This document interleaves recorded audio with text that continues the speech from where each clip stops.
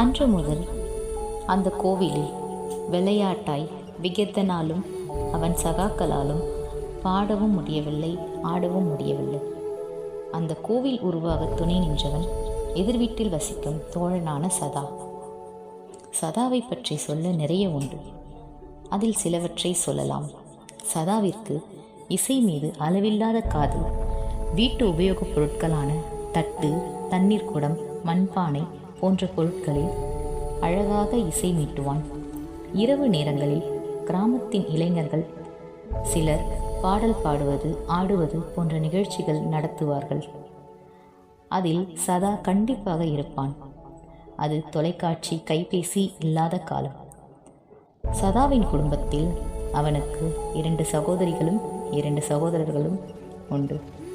சதாவின் தந்தை விவசாயி மற்றும் ஆன்மீகவாதி.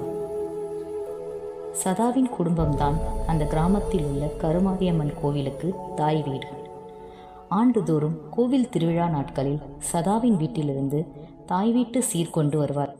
பட்டுப்புடவை, பல வகை பழங்கள், பூஜை பொருட்கள் என தன் மகள் வீட்டு விழாவிற்கு தேவையானதை தாய் வீடு செய்வது போல சதாவின் தந்தை கரகம் ஜோடித்தும் பம்பை உடுக்கையோடு சீர்வரிசையை கொண்டு வந்து கொடுப்பார். சதாவின் குடும்பத்தார் கொடுக்கிற பட்டுப்புடவை தான் அம்மனுக்கு உடுத்துவார்கள். இப்படி ஆன்மீக குடும்பத்தில் பிறந்ததால் சதாவிற்கு இயற்கையாகவே ஆன்மீக ஈடுபாடு அதிகம். விகிர்தனும் சதாவும் பழகுவதை சதாவின் குடும்பத்தார் விரும்ப மாட்டார்கள். காரணம், விகிர்தன் சிறு வயதிலேயே கொஞ்சம் முரடனாகவும் பலரை கல்லால் தாக்கிவிட்டு ஓடுபவனாகவும் ஆபாச வார்த்தைகள் பேசுபவனாகவும் இருந்ததால் அந்த பழக்கம் சதாவிற்கு வந்துவிடக்கூடாது என்பதற்காக அவனிடம் சேரக்கூடாது என்று சதாவை கண்டிப்பார்கள். அப்படி இருந்தும் சதா வீட்டாருக்கு தெரியாமல் விகிர்தனுடன் நட்பு பாராட்டுவான்.